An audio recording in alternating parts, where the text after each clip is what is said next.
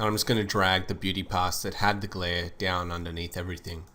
Now I'm not actually going to use the occlusion pass for what you might think. Usually you'd set it to multiply just to darken things off on the scene. Now on a scene that's got a lot of subsurface, you can see that's instantly destroying things. So I actually use the occlusion pass sometimes in a completely different way. If you set it to soft light, you'll see that it's actually bringing a lot of shape out on some areas. Not the chocolate itself, it's kind of totally destroying the color. But if you take a look at the strawberries now, if I blend this in, not at 100%, I'll just go to zoom into 100% here, we're pulling back a little bit of the shape that was lost from, possibly overlighting it. So like I said, I'm not going to use this at 100%. I'll kind of bring it down a little bit, but I'm also going to render off some alphas later on of the different elements in the scene so that I can simply apply it to the areas that I want. Now you can see we get a bit more depth on the inside of the left hazelnut here. We're pulling some more shape into the right hazelnut, but like I said, the chocolate's kind of being destroyed by that, so we're going to need to mask it out. Now I'm going to go back into Max. I'm going to grab the geometry. I've already exported out this geometry for use in Octane, so I know that I've already got that scene exported. All I need to do now is simply grab this mesh. Now it was a very high-res mesh because I did export it out decimated from ZBrush.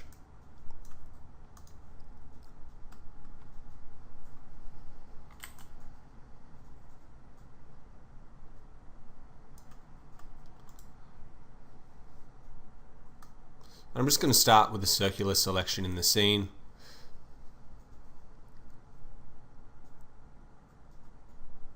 You can see it's a little bit slow, you might need to give it a sec to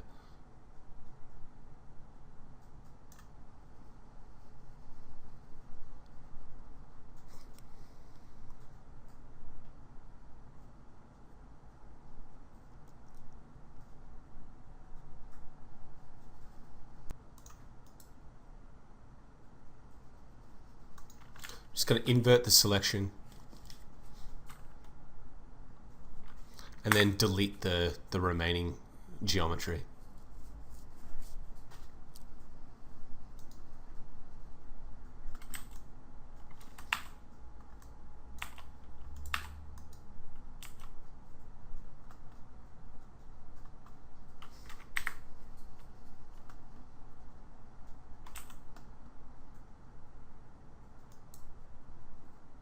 If I convert this to an editable mesh, it should be a little bit quicker. Alright, so now I just had to manually go in and delete the surrounding geometry. All I want is, right up to the edge of the splash. So from behind, I'm just going to now utilize the shape selection and just draw around.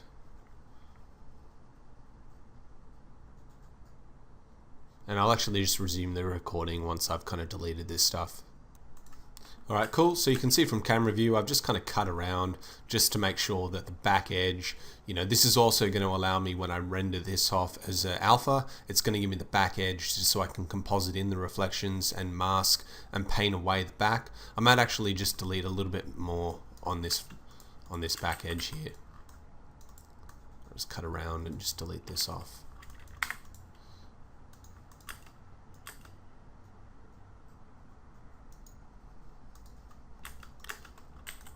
So I'm just going to select this, export it as an FBX, and then I'll load this up in HDR Light Studio, and we can get working on the additional bonus passes. So I've loaded the geometry up into HDR Light Studio and created just another basic light, the same as I'd always do it. You can see in the opacity ramp, we've got the main spotlight section, and then it just quickly fades off. And I'm going to try and do this back edge light with just this single light. Just place it well and get it in a location which is catching all the back edges here.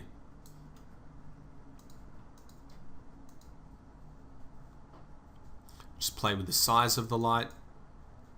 You see as I go too big, it's picking up reflections everywhere.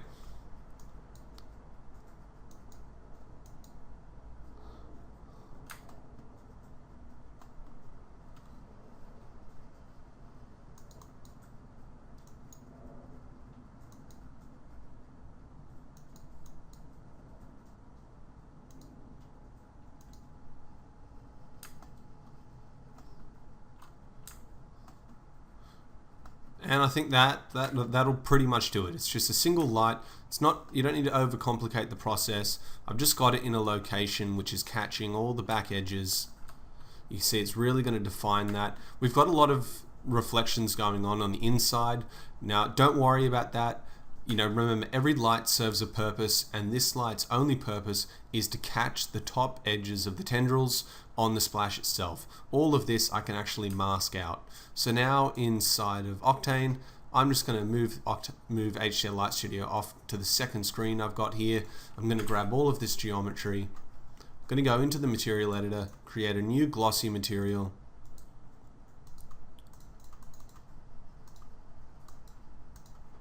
Just go down. In the roughness, I'm going to make a texture. I'm going to assign a mixed texture to this. And then in the amount, I'll just go over here. I'm just going to drag a fall off. I'm going to set both of these to color. You get the idea of what I'm doing at this point now. It's just making the glossiness, you know, varied based on the angle. And we'll just go very subtle here. I'll just raise it up to 4. Now you can see in the reflections, the center, let me just adjust the mix here so you get a better idea. The center blurs, and as it goes towards the edges, we get a lot more glossy. Just very subtle on that. I want it to be very, very glossy, you know, a very sharp reflection. And I'm going to raise the index to something like 2, just a little bit more reflective.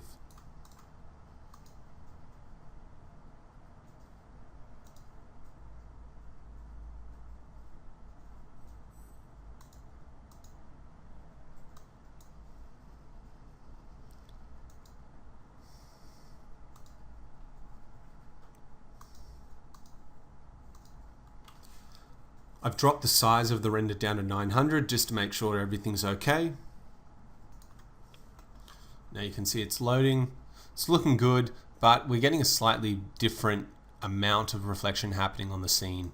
So what I'm going to do is I'm going to go inside of Octane, and I'm just going to lower the exposure a bit. Just halve it.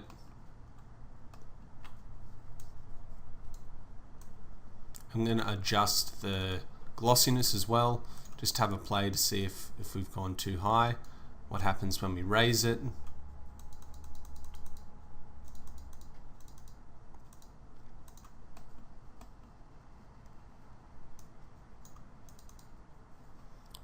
So I'm going to go into the light in HDR Light Studio, drop the intensity of the light, but then I'm going to increase the reflectivity of the material itself.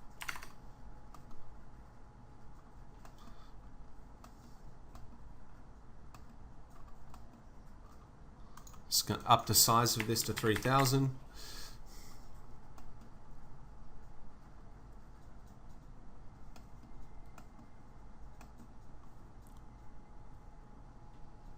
So it's looking quite nice. I'm going to make one more adjustment in HDR Light Studio. I'm just going to go into the ramp here and add a second point and just sharpen this off a bit on the inside. I'm going to pull this a bit closer.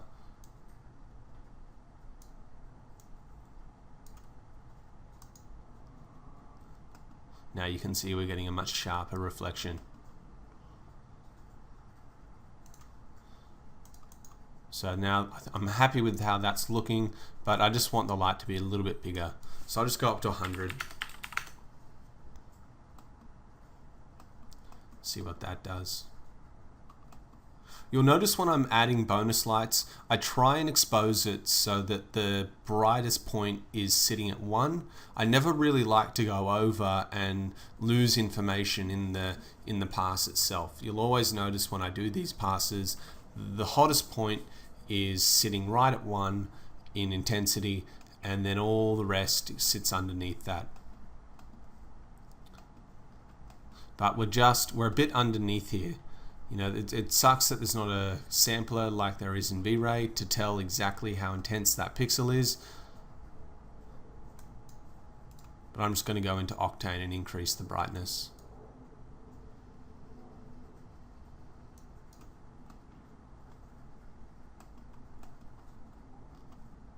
So we're getting a little bit closer now.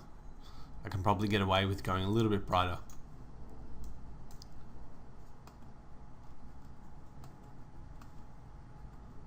That's looking better now. Maybe a little bit bright, but I can paint out some areas if they're not working too well.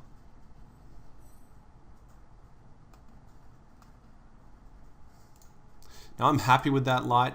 I'm just going to duplicate it. Now before I set the render off, I'm going to zoom in and just have one last play with the location. Try and get it hitting some different areas.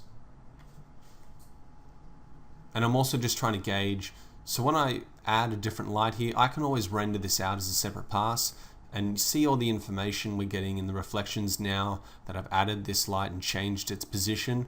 I might not necessarily need this for all the tendrils, but for the inside of the splash, I can maybe get away with adding this without kind of overlighting the scene. You see we get a couple of nice reflections on the underside of the splash here. Something else to look out for. So I'm actually going to leave that light positioned where it is. I'm going to turn it off and I'm going to render these two out in Octane. So when I bring the recording back, I'm going to be back in Photoshop. I'm going to have both renders saved out of Octane as EXRs and they'll be loaded into Photoshop. Now actually I just decided after looking at the main reflector, I actually don't need the secondary pass because this one is giving us some information on the underside of the tendril as well. So just to save time, I'll only be using this pass. So I'm just going to let this clear up and then bring it into Photoshop. So back inside of Photoshop, I've got the newly rendered spec pass and I'm just going to simply drag this over. I'm going to put it underneath the occlusion pass and I'm going to set this to screen. Instantly you can see just adding that single bonus light, we're adding so much more pop and bang to the image. You know, it's really pulling the splash off of the background here. It's not perfect though. The very first thing I want you guys to realize is when you're working with HDR Light Studio and adding bonus passes, it's extremely easy just to add way too much. I think I went over this on the Iron Man scene. I'll probably go over it on every single scene that I do on the lessons that utilize HDR Light Studio, because you know, from experience, it was the #1 thing that ruined images for me. I'd do all the work on the shaders and the scene setup and got everything perfect, and then right at the end, I'd give the retouches just one too many of these passes. They'd overutilize them because they were expecting to use them because they thought I wanted them to. There was, communication problems, and you end up with things looking like this. So if I just turn on and off the pass, really take a solid look about how this is affecting the scene. The first thing you'll notice I've done is I've put a mask on that. So now I'm just going to go in and paint out the problems. I'm just going to, with a black map, you can see there's a couple little droplets that I took out that were still rendered here. You just need a good eye for detail. You can always paint back some of this stuff in, but I'm just going to try and get rid of absolutely everything except the areas that really need it. So you'll notice me turning on and off the, I'll just make some adjustments. I'll paint out some areas, try and gauge if it's helping or not. I personally don't think you can see here the splash, the shape it's making. It just doesn't look very aesthetic. It'd be nice if that did curl in, but I think it looks better without it.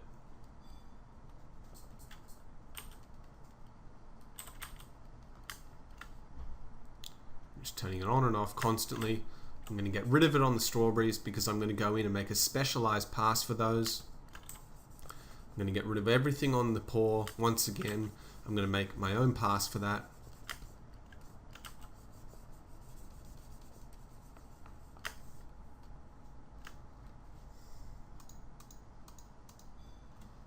Just, once again, just, keep your attention to detail focused. You can see little bits popping up that you might not recognize straight away. Here's, little Bob Ross happy accident on the top edge of the hazelnut here. We're getting a nice subtle speck. Just brings out a bit more shape. So I'm just going to leave that. Some of the subtle little things like down in there.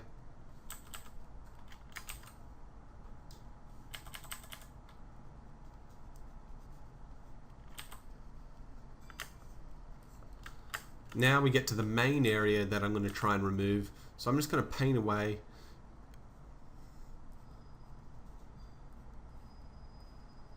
Just very subtly. You don't need to get rid of all of it. You can see if I just paint back very softly, trying to keep some of the shape, but there's a nice little bit of detail that I've sculpted in here that these highlights help to bring out. Definitely going to get rid of everything down there. It's just a matter of trialing, what you think looks good.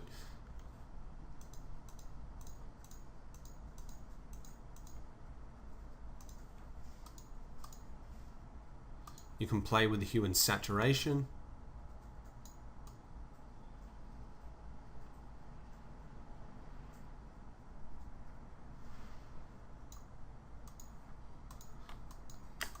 Every so often look at the render at 100%. Just going to keep turning these on and off.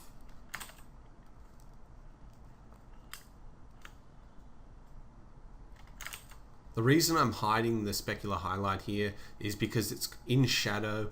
The key light going from left to right, even though this is still hitting a physical area of the mesh, it's not being blocked by that. I'm trying to keep more of this right hand side a bit darker. So as you can see, where the light hits, we've got more strong reflections on these tendrils, but on this back one it's a bit more subtle. You're only getting it on the very edge.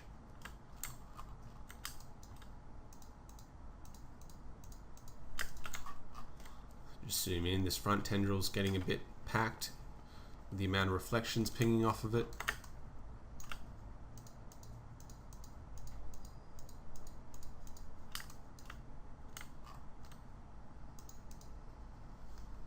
Put a curve adjustment over this. Just going to hit Control-Alt-G and just link to it. Can adjust the intensity. It's probably best to do that viewing it at 100%. Just going to make a tiny adjustment there. You can see the curve just sits in a bit.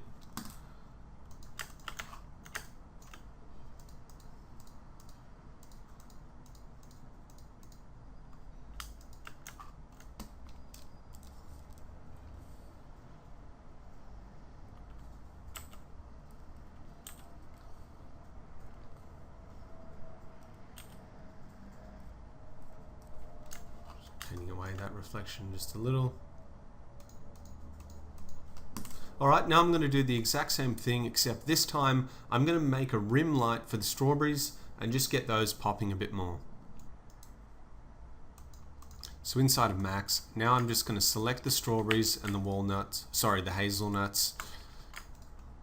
You don't know how many times while recording this I had to redo parts because I kept saying walnuts.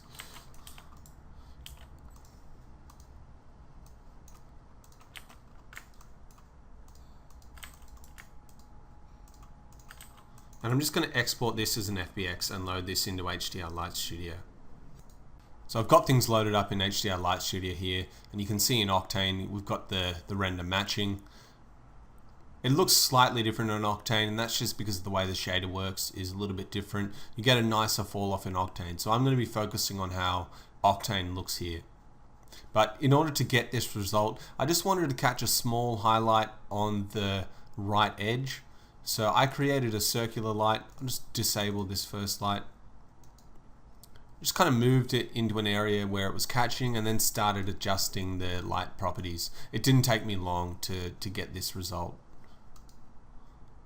It's just adjusting the width and the intensity of the light.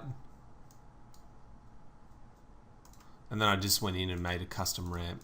Same as always, just a tiny little sharp point on the center. And then I started adjusting the opacity.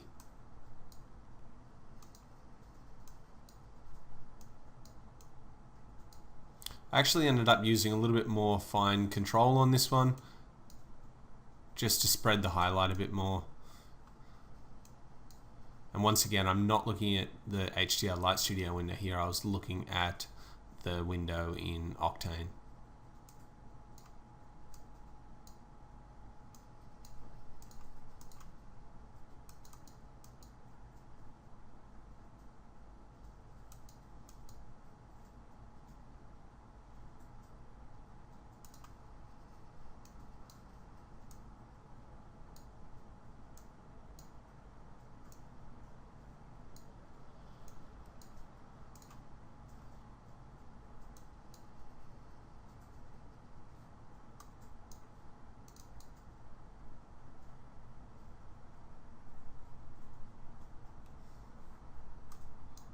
And I just kept tweaking.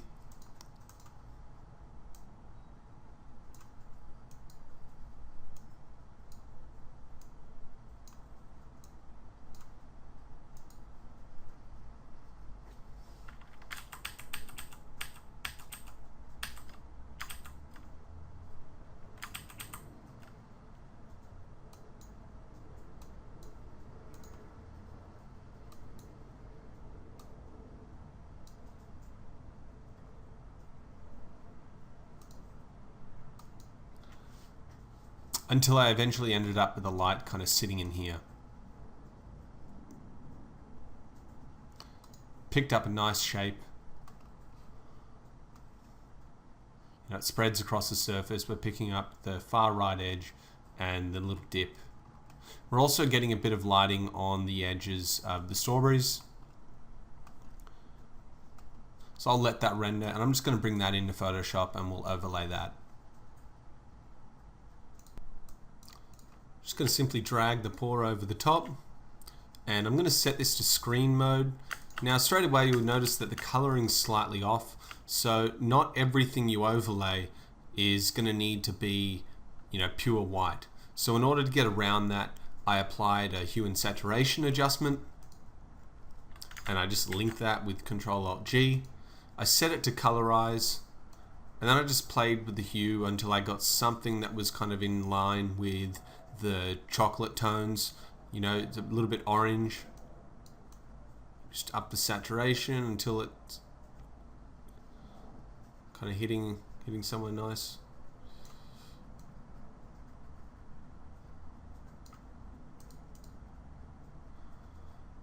And then I also just went in and added a curve adjustment just to pump a little bit more brightness into it. So you just get that little bit of extra pop. Then I applied an alpha map to this. You can see obviously it's affecting everything down the bottom here. I just want to paint that away. So you can just go in and paint that out.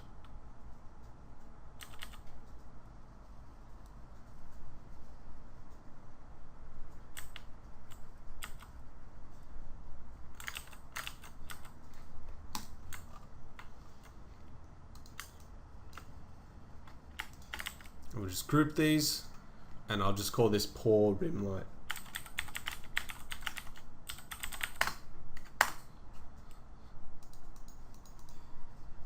Now there's only one more bonus pass I rendered out of HDR Light Studio, and that was just to get the edges of the strawberries themselves pinging off. So I'll just go into HDR Light Studio. I'm going to hide the current light we've got. I'm going to create a new one.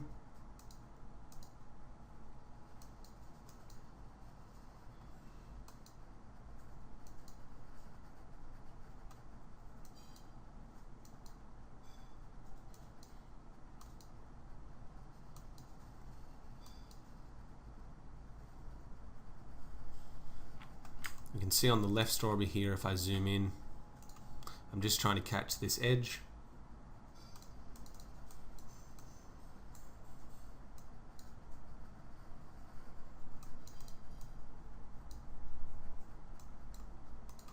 And this is going to pull the strawberries out and give them depth in the scene as well.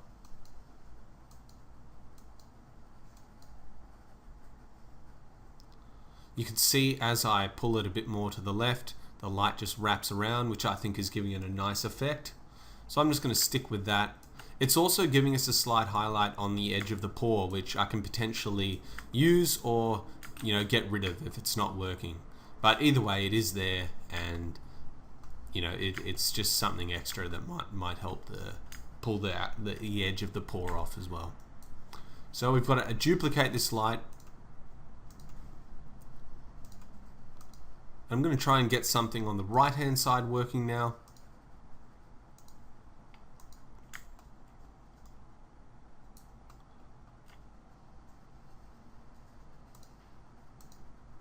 And as you can see, because we have the splash underneath, it's preventing us getting any light underneath the strawberry. So I'm just going to quickly pause the video, re-export the scene without the splash, and I'll get back to lighting it.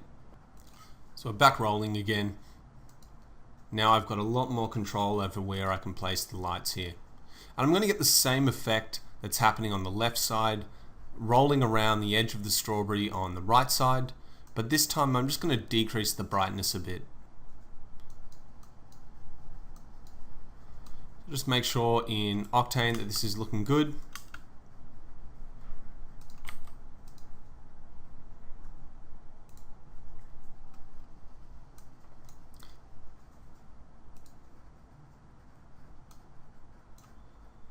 And I'm just going to go into the material used. Now, because I'm not lighting the chocolate anymore, I know the strawberries are glossy, but they're not as glossy as the chocolate. So I need to increase the roughness just to simulate what's happening on that different surface.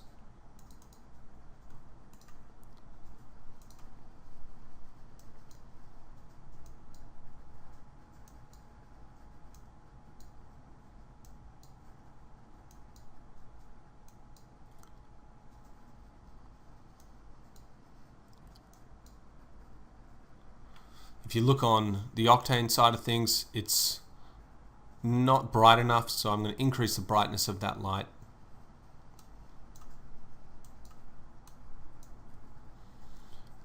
I'm just trying to play with the location. It's just a little bit too front lit now.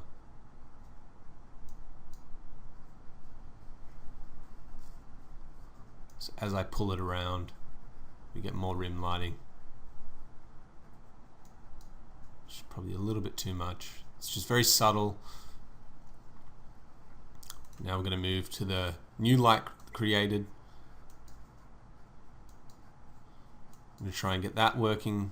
Remember, I'm looking over here.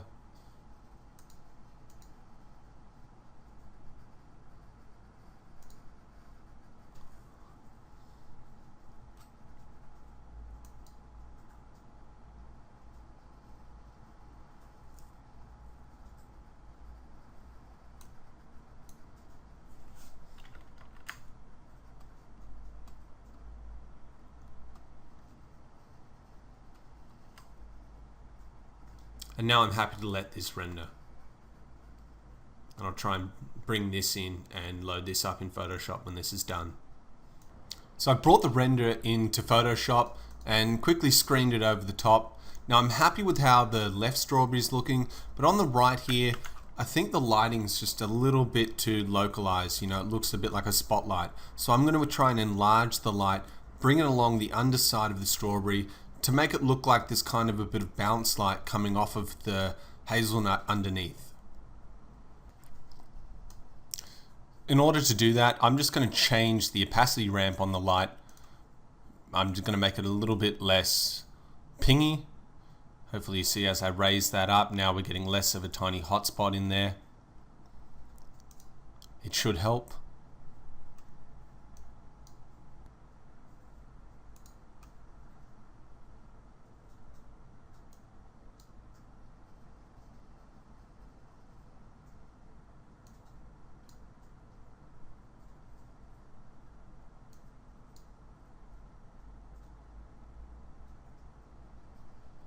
I'm going to drop the intensity a bit.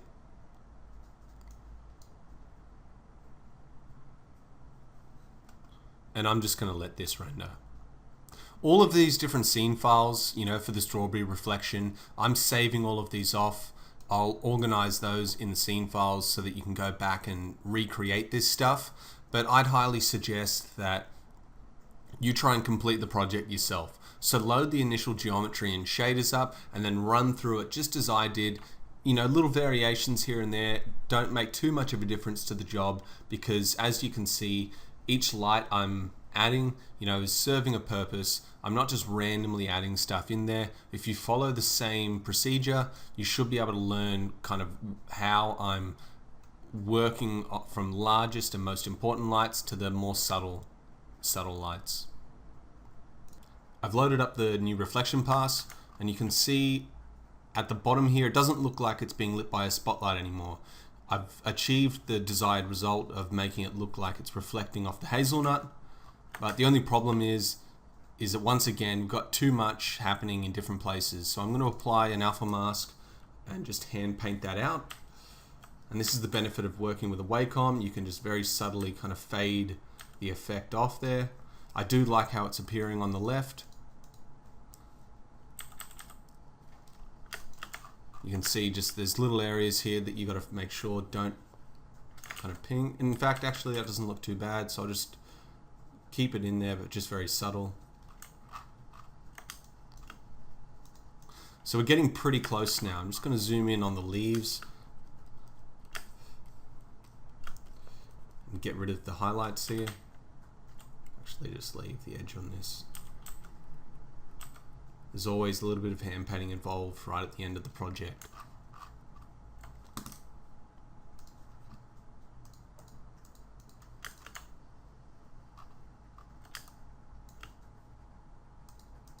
Now you can see down the bottom here the highlight's fairly strong, but at the top it's not visible. So what I'm going to do is I'm going to grab the highlight at the base. I'm just going to simply duplicate that layer, and now I'm going to hand warp it to fit the top section.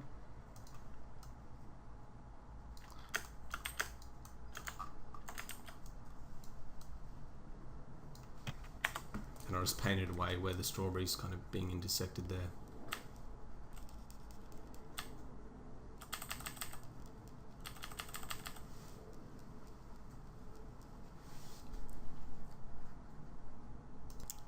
At this point, I was ready to call it quits and get on to finishing off the project, doing the final touches, but I noticed up the front there was just a little bit too much of a dusty feeling going on. You can see where the chocolate shade is being blurred. It's not really picking up any harsh highlights. So I just quickly went into HDR Light Studio one last time and just had a quick play. You can see just reset the camera here. The goal was to just try and get something to ping, create some kind of detail that I could paint in inside Photoshop to hopefully bring a bit more of the glossy feel throughout the whole image.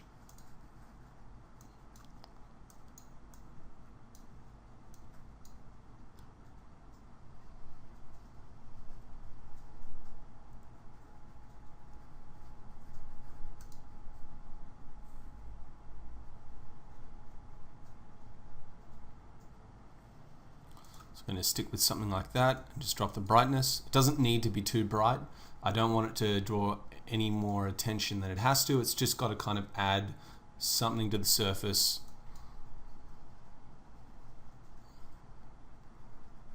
I'll add one more. I'll duplicate this light. I'm probably going to have to paint out a lot of this stuff anyway, but I'll try and bring out some of the spiral that's happening on the inside there.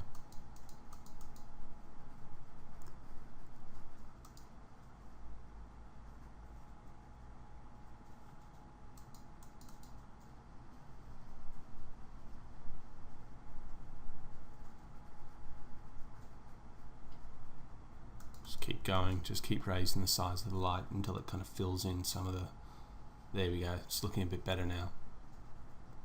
Alright, I'll let this render. This one's probably going to take a little bit longer because it's got everything in the scene, but while that's rendering, inside of Photoshop I've just loaded some of the pre-rendered alphas,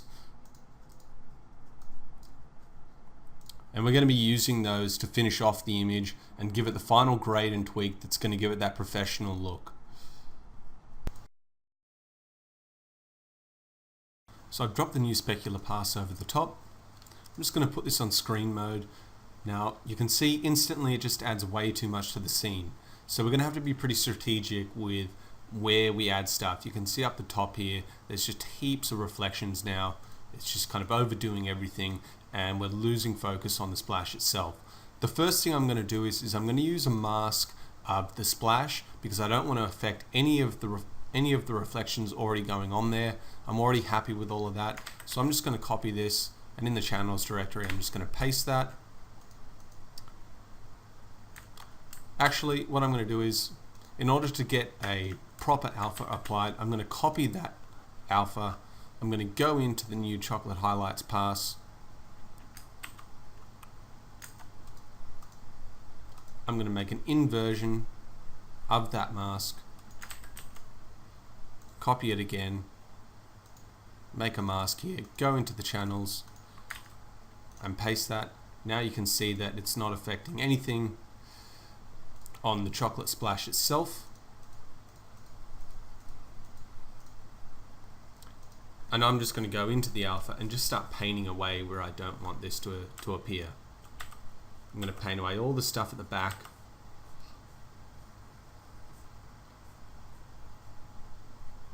Don't need any of the stuff over the top right there. Just using a very soft brush. Just going to zoom out. Start painting away some of the stuff at the front here.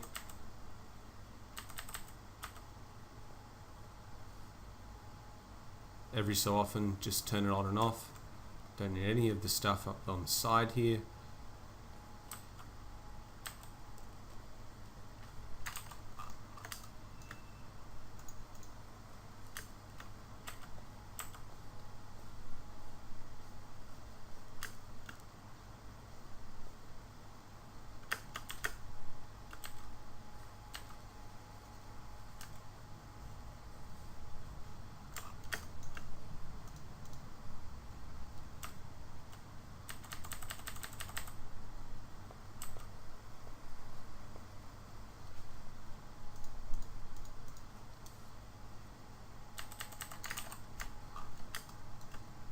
I'm going to apply a curve adjustment to this now and just make sure that's linked. And I'm just trying to tighten these highlights. Maybe I can ping them up.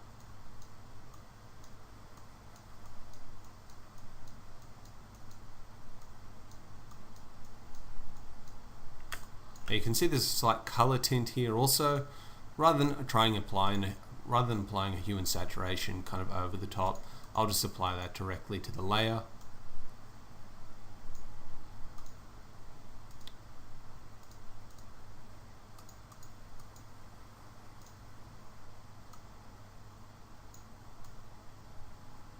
And I'm just going to remove the saturation and tinge it in a way which kind of it blends in with the rest.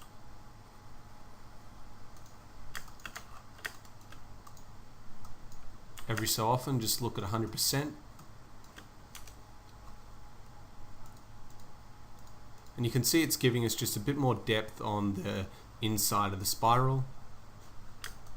I mean, I can already see, I'm not going to cover this in this lesson, but I can already see things here that a retouch would go in and probably fix, like the highlights spreading along here that paint things out like this. I'll do what I can in the lesson, but I don't want to go too extreme. And now that's pretty much it. It's just make it's very difficult not to just keep making tiny adjustments. You just want everything to be perfect. When you put all the work into the shading and the modeling, as you can see now, let me just go in, create a group here of everything we've done so far in post. It might not seem like a lot, but it definitely kind of changes the whole way the image looks. So now we've got to go in and finish off the final tweaks that make the image what it is.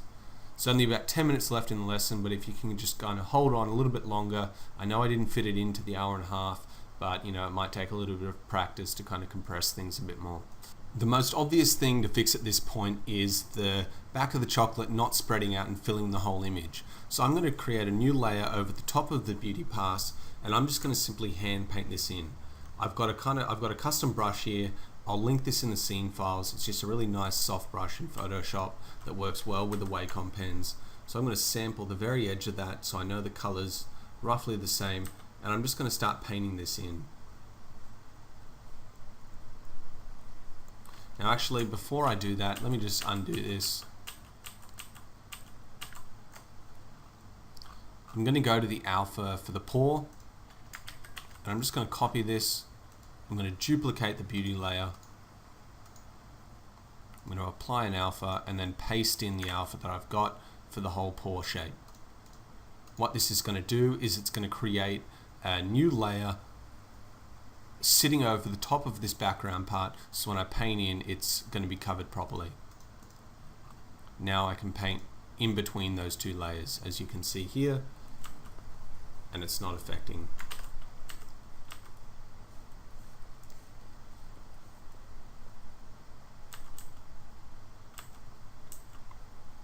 While painting this, I've turned off the bloom and glare because you'll see it's still catching the edge.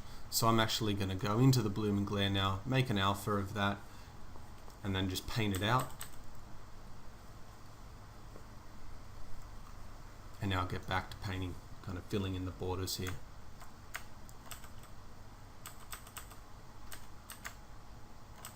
So every so often you can see I'm trying to paint in the vignette.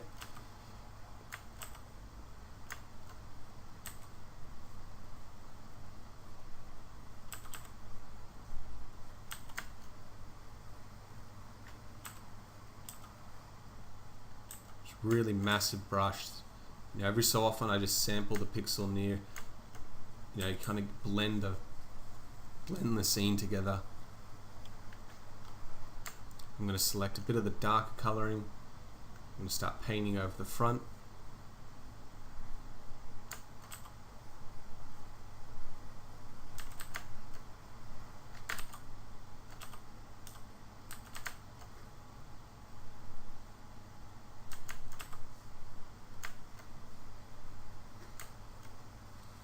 And then I'm just going to blur this.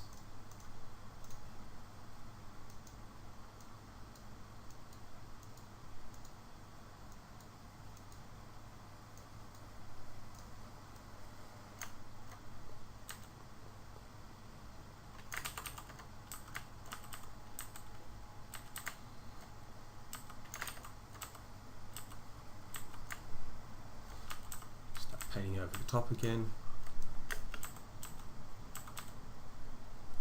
At this point I'm going to drop the opacity on the brush just to lessen the effect it's having, so I can get a more even blend.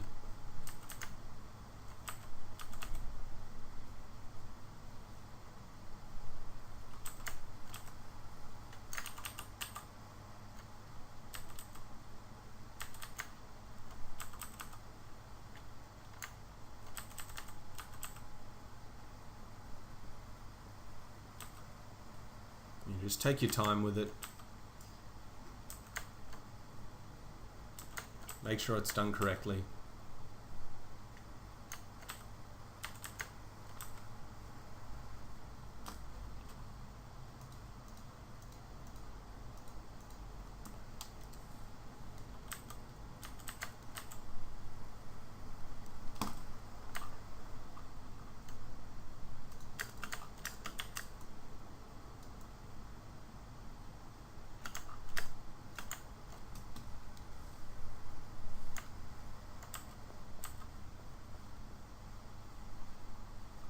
Really brings the scene to life, filling in that gap. Puts all the focus on the splash. You're not distracted by the stupid background anymore.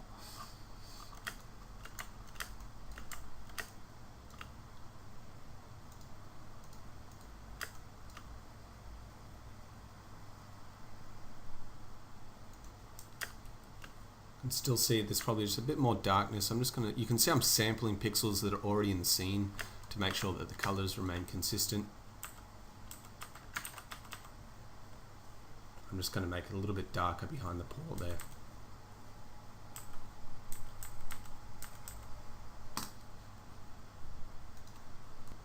So when you're done with that, make sure that you've done it right, because at this point I'm going to collapse the image down and run a noise reduction filter to take some of the noise out, and I'm also going to put a camera raw adjustment on just to give the image a bit more pop. So I'll keep these layers as a backup, but I'm just going to copy them down. So I'll copy this, undo everything, and then paste this over the top. Now I'm going to group these bottom layers, and they're going to be called backup. Now the base layer is going to become the new beauty pass.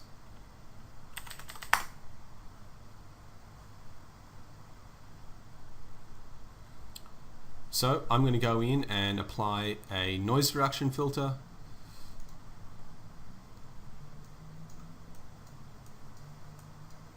You can see just up close I'm just analyzing the different areas of the image. I'm going to keep the strength at 100% and then just play with the amount of noise kept in the scene. You can see actually, let me just go in, a little bit past 100%. When you use the noise reduction filter with very large values, it produces a kind of real photographic effect where on the highlight sometimes it creates a small tinge. Now I don't want to use that completely, but if you're just looking closely here, the highlight goes from being slightly blue to a bit orange. I just think that's a really cool effect. Also, having less, render noise in the scene helps with the realism. So I'm just going to apply that. You can see, you can't see the effect of it up at, like 25%, but at 100% it makes a massive difference. Even just in the way that the strawberries look, just kind of pulls some of that detail back. Now I can go in and mask. If I'm not happy with some areas of this, I can just go in and paint them out just to keep some of the detail, but I mean I'm pretty happy with it.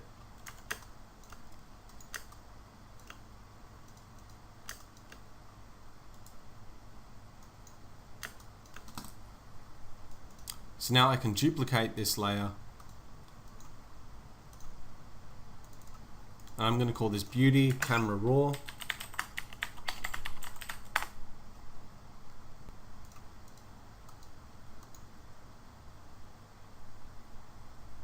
You can see because it's an 8-bit file, everything just stays the exact same. Now I'm just going to start playing with things. I'm going to start from top to bottom. But actually, before I apply this, I'm just going to bring up my reference sheet.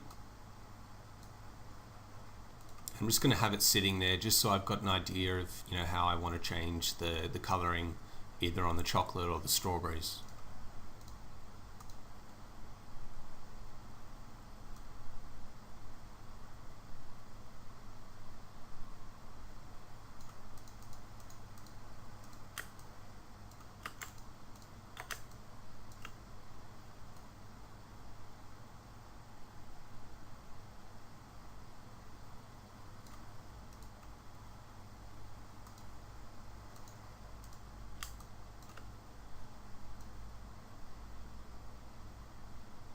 Just going to increase the contrast a tiny bit. These are just subtle changes I'm making here.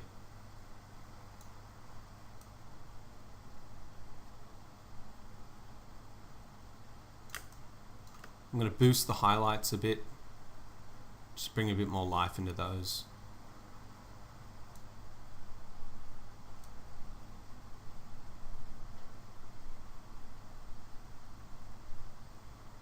And then I'm going to get a bit more contrast in the scene by pulling back on the shadows.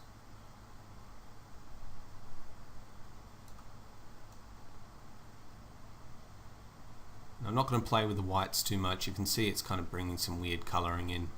It's also creating a bit of banding on the strawberries.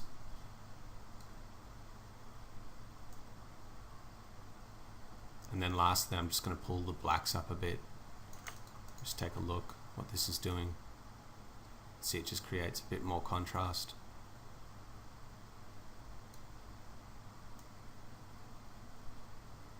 On the left, the strawberries, you get this nice kind of browny green highlight on the chocolate itself. So you can see as I bring up the vibrance, we're getting that kind of coloring matching. I don't want to go too extreme though. Just subtle changes. And then my favorite adjustment in the Camera Raw is the clarity, which is kind of like a bleach bypass. I'm not going to go too extreme on it though. It's just, you can see even just subtle amounts if you focus on the areas down the bottom here. Just really pull that out. And I'm pretty happy with that. We go to 50%.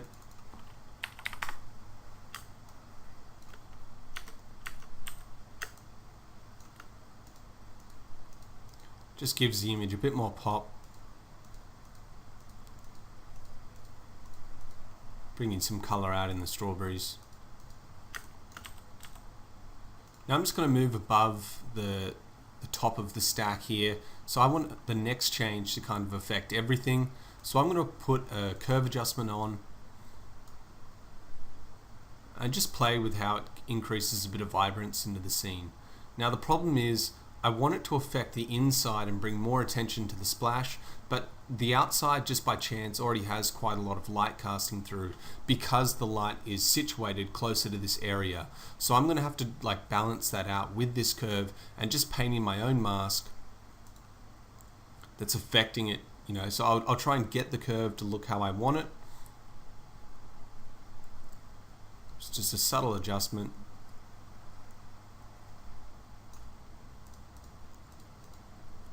I'm going to fill the mask with black,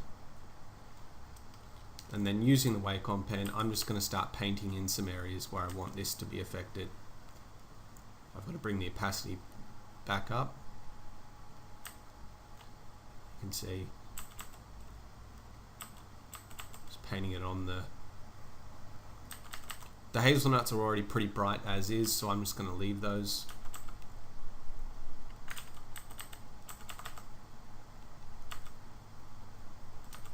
Going to paint a little bit of light around the front. Just going to mask that off.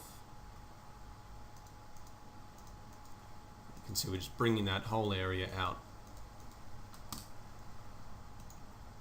So things are still quite crispy at this point, so I'm going to collapse the image now. You've seen me do this heaps of times before. It's just a little trick I use. I'm going to paste over the top, brighten this layer up. Just create a bit of haze in the image, give it a very large blur, just until you can't discern any detail. And I'm going to set this to soft light. Now it's obviously too strong, but what it's doing is it's giving the chocolate a bit of haze. So I'll just tone that right down. It's kind of bringing the colors together a bit.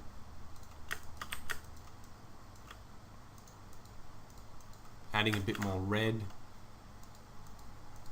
into the scene and kind of masking some of the highlights again, keeping them from staying perfectly white.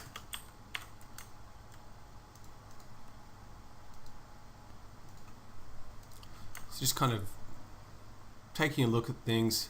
Still a little bit dark. I'm sure I can bring a bit more light in, so I'm going to add another curve adjustment layer over the top.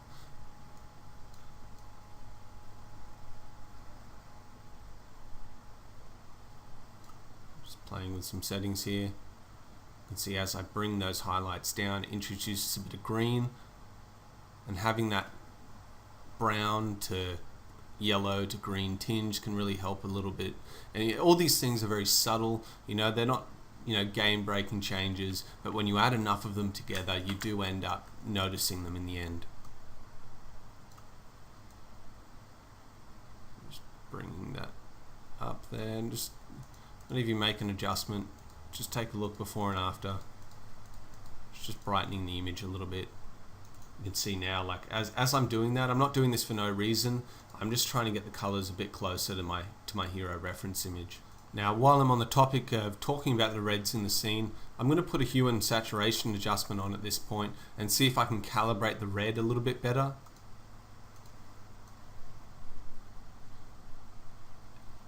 And what I mean is, you can see on the strawberries especially, they're just a bit too orange at the moment, whereas on our reference here, the strawberry tends to have a little bit of purple put into it, a bit more blue.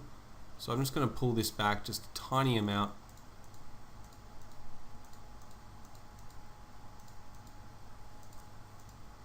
Let's change the chocolate a little bit. I might just go a bit less. You can see even just subtle changes, you know, they make a big difference to the image.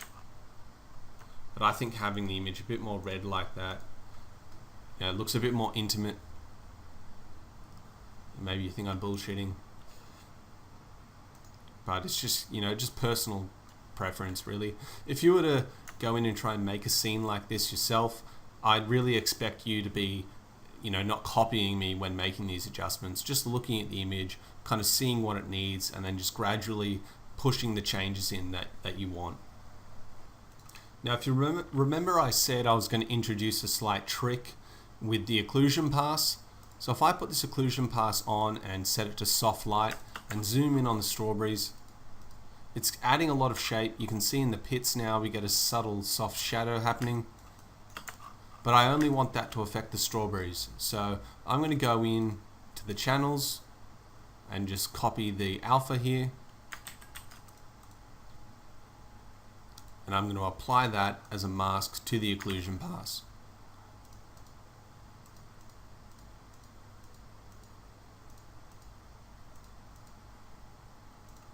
Now, because the mask doesn't factor in the splash down the bottom, I've just got to paint that out. And I'm also going to paint this layer off the branches because I want the subsurface to come through those.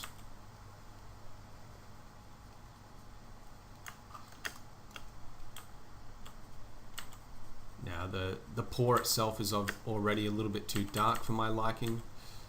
So I'm just going to paint this away.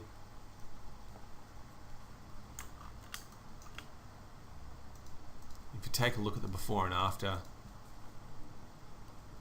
I don't know, I think that just really helps to give some shape to them. Even in the hazelnut down the bottom here, we're just getting a bit more shape in there. Now, speaking of these hero elements, I can still see the strawberries aren't perfect. So once again, I'm going to copy the alpha for those bits.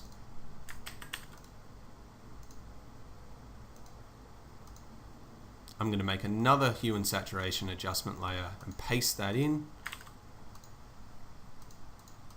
And I'm just going to have a play with some of the colors here.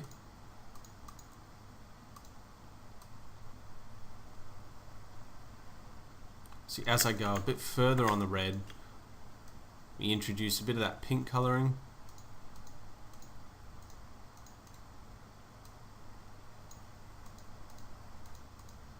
But I only want that to affect, I'm just going to drop the intensity of that. It's just a very subtle difference I want here. And then I'm going to manually go in and pull back some of the color at the top of the strawberry. In the shader, I actually created a gradient ramp. You know, you can see with most strawberries, it goes from white at the base of the stem down to the most solid red color at the end. So I want to keep some of that orange in there. So I'm just going to leave and just paint a bit of that purpley color in.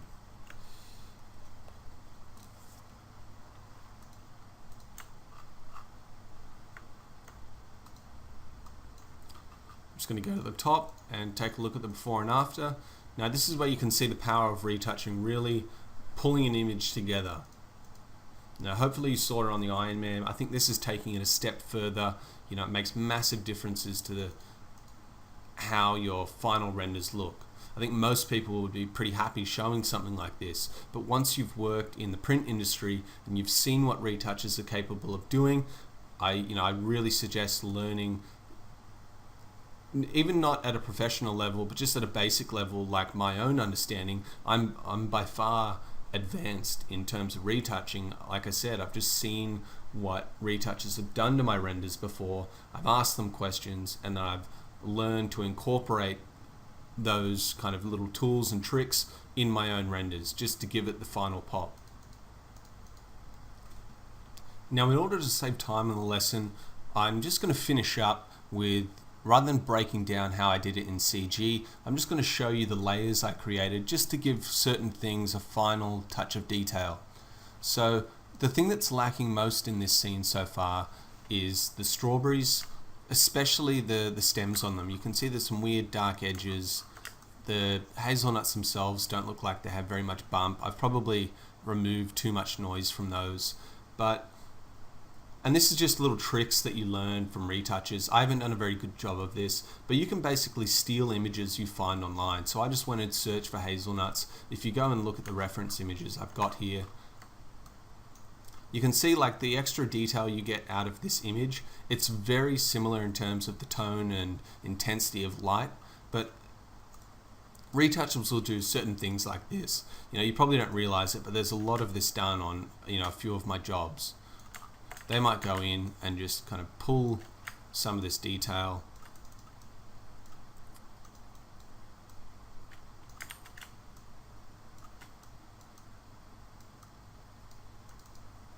Just going to quickly use this as an example. I'll pull away the edges here.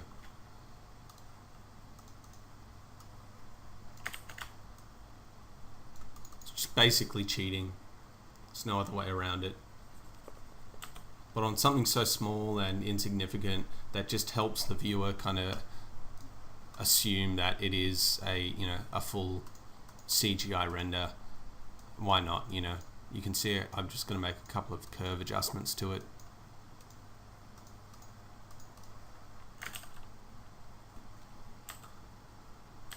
Pull back on a couple of the areas. Now when you zoom out, very subtle difference, but at high res, like I said, I'm just doing this quickly.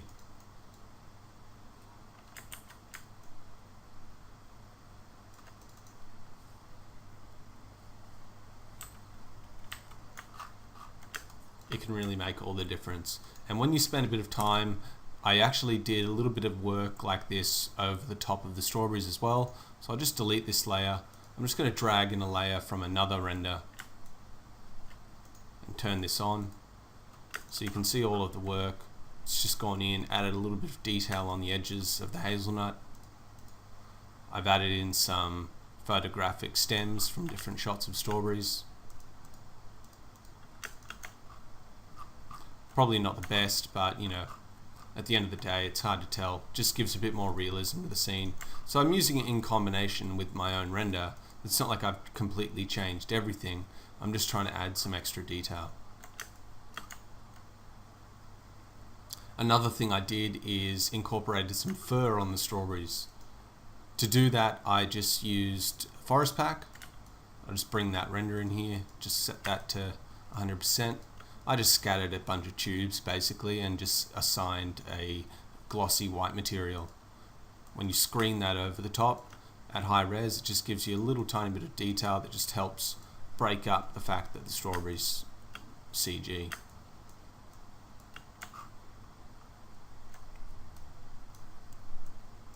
So I'm going to collapse this image once again. You can feel free to add noise to this, going into the camera raw just to break up, at high res. I'll just zoom in here.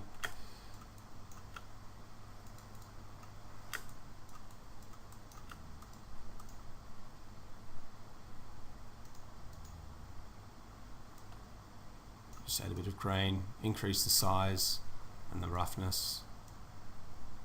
Just drop that down a bit. Just helps break things up. And then lastly, one of the things I did to bring out the scene was just quickly flip it.